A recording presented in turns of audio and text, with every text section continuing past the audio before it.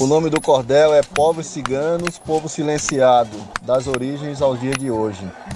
E ele começa assim: vou começar a falar de um povo que não tem estado, mas é uma nação, que a história conta que surgiram lá na Índia, onde hoje é o Paquistão. Descendentes de uma casta de guerreiros, saíram numa diáspora mundo afora. As violências e perseguições não mudaram muito, igual ao mundo de agora. Seguindo perambulando, a Europa chegaram, causando medo e encanto. Fugindo para resistir, preservando as suas culturas, foi a estratégia para não sucumbir. A história até o velho continente pouco é revelada, pois nada eram registradas, apenas as memórias que quando morriam, corpos e roupas eram queimadas. Sobre a chegada na Europa, o relato é sobre um documento de um patriarca de Constantinopla. Referiu-se a um povo errante, fazendo coisas demoníacas e vivia de vendas itinerantes. Cada grupo que ia chegando em uma região ia ficando. Ferreiros e sapateiros foi aos poucos se aculturando, adaptando também os artistas, e nos ofícios cada grupo se reinventando. Os que foram para mais o leste, da Rússia a Budapeste, chamaram de Rom. Sua língua romani é falada em muitas partes, quase um dom. Esse dos grupos é do maior, que tem os caldeirache, louvário e circense. Quem na infância não lembra da alegria no picadeiro daquele palhaço indecente? Quem ficou por ali na França, Alemanha, utilizou de outras artimanhas. Para sobreviver no anticiganismo, cessou o peregrinismo. Esse grupo é dos menor, chamado Sinti, que fala a língua Sintó. Para a Espanha e Portugal, de cultura peculiar, desceu um povo sem igual. Pele diferenciada pelo tom. Aqui no Brasil falam chibe e chamaram de calon.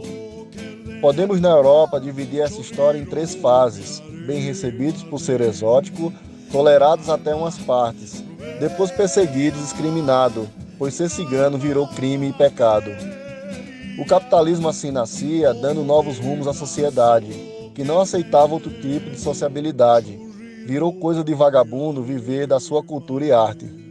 Hitler e Mussolini, os grandes fascínoras, tratou esse povo de imundo. A igreja apoiou, pois dizia que não tinha uma alma, então a matança estava liberada. Mandaram muitos para as câmaras de gás, no campo de concentração. Houve resistência e mobilização, ninguém morreu sem ter lutado. Morreram como guerreiros e não como um rebanho de gado. Sempre o outro lado escrevemos quando saímos das faças, quando outras fontes tivemos. Assim a história traz o relato que por muito tempo escondeu o povo cigano do Holocausto. Esse povo é plural e deve ser chamado de povos, na sua diversidade tradicional. Em subgrupos e clãs são organizados, que por causa da discriminação no singular de cigano é denominado povo, pois se torna uma coisa só quando são desumanizados, seja nos acampamentos ou nas ruas, quando por demônio e por nós são tratados. Tratar como exótico também nos dá a humanidade. Exótico nem come nem bebe, isso legitima a ignorância da sociedade, e para desumanizar esses povos, damos essa naturalidade. Mas agora eu quero voltar a falar sobre o Grupo Calon, que foi o que eu fui agraciado em atuar como assistente social, visitava as famílias no acampamento, vivia uma experiência sem igual. Esse povo veio para o Brasil nas primeiras caravelas chegaram, e quando os portugueses aqui pisaram para saquear, foram deportados pelo rei de lá, na política dessas terras povoar. Trouxeram cavalos, danças, festejos, tropeiros e ferreiros. As mulheres, danças, rezas e leitura de mão. Essa foi a grande contribuição apagada pela história para a nossa nação. Depois de toda essa história eu relatar, quero pedir para vocês sobre os ciganos repensar. Se não podes amar, que comece então a respeitar.